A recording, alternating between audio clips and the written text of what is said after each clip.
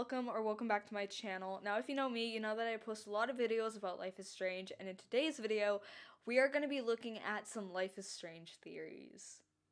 This first one is Chloe didn't have to die to fix the timeline. The game's final terrible choice makes you pick whether to save your best friend Chloe or the entire town of Arcadia Bay. How does this work exactly? Well, apparently Max's initial rewind to prevent Chloe from being shot by Nathan in episode 1 damaged the space-time continuum, which caused the game's odd weather and eventual storm. This is really cool to think about. It's just like, you have to choose and you can't, because this whole game you've spent so much time getting to know each of these characters, everything, and now you have to choose, is it my best friend or the town? And now with this theory, it's like, she didn't even have to die. So, to prevent this, assuming you don't choose to save Chloe, Max has to travel back to before she first used to rewind time, and then, well, not rewind, this letting Chloe die. Heck, even Chloe's last name, Price, hints at their fate as she's the price you pay for saving the town. Wow. I cannot believe this. Like, this whole time, she didn't have to die. Okay, so this next one is Nathan killed Chloe by accident. Now, I'm not sure about that, but I'm about to read, so I guess we'll find out. Shoot. Wait. Poor choice of words. If our first theory is true, Chloe possibly didn't have to die to save the town after all.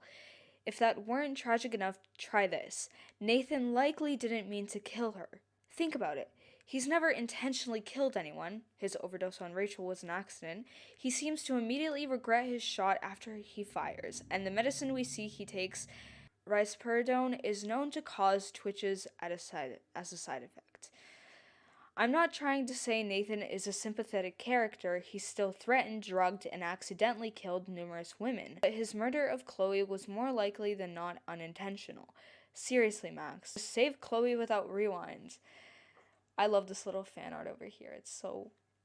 And the doe in the middle, and the two of them wearing... I love this so much. The doe represents Rachel. Now, I have heard this on numerous occasions, and I feel like it actually is true. Max often sees a mysterious doe, a female deer, through her travels. Custodian Samuel believes it represents her spirit animal, which may be true, but it also symbolizes Rachel Amber's spirit, the girl who's been missing and is later confirmed to be deceased. The doe isn't affected by Max's rewind, and it doesn't show up in pictures she takes, suggesting its otherworldly nature. Now, this one I feel like is very true, because, like, if you, like, she can't even see it when she takes the picture, yet it's there and she can see it, so I feel like it is Rachel. In the prequel game Life is Strange Before the Storm, we see Rachel's Native American earrings, connecting her with nature, and in the main game, the doe initially appears in the location where Rachel's body is buried. School security guard David Madsen also has a mounted deer head decoration, showing he's hunting the truth about Rachel's disappearance. These ideas were actually confirmed by the game's developers. The doe is indeed Rachel, and her appearance in episode 4 shows her moving on after her body has been discovered.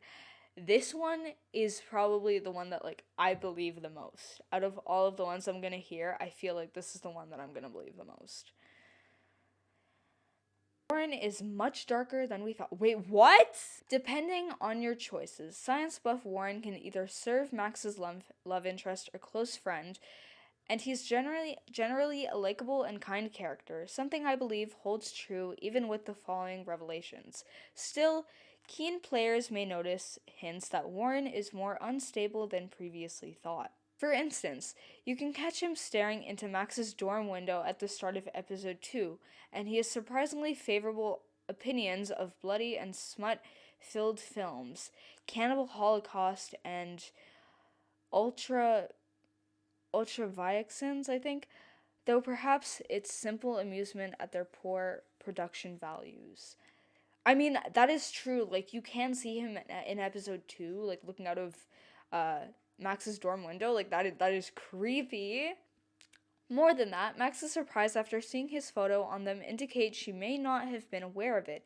Combined with his statement of image editing skills, he likely photoshopped them together.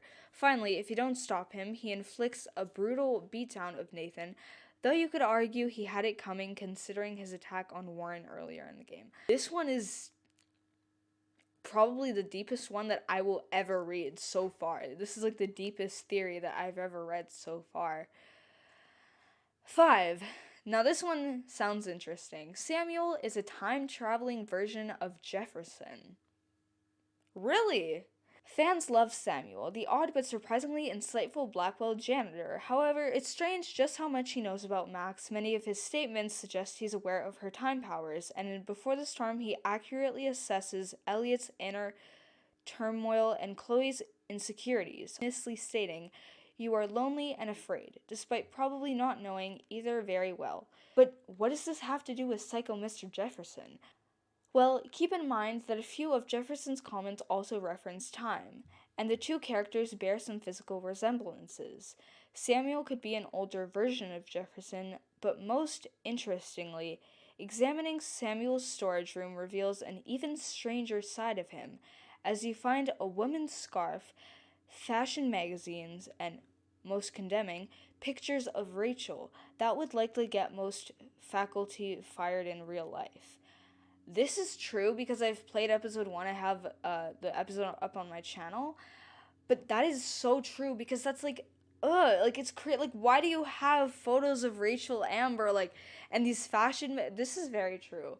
Some fans believe that Max's frequent time reversals in the dark room scenes of episode 5 distorted time and somehow created Samuel as a warped version of Jefferson, which could explain his knowledge of Max and interest in Rachel.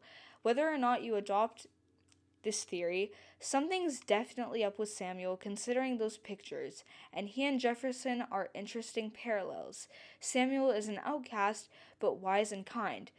Jefferson is adored, but actually nefarious. Now, that is all of the fan theories that I've covered for today. There are so many more out there, and please comment down below your favorite one, or if you have one that you want to share with others, please comment it down below.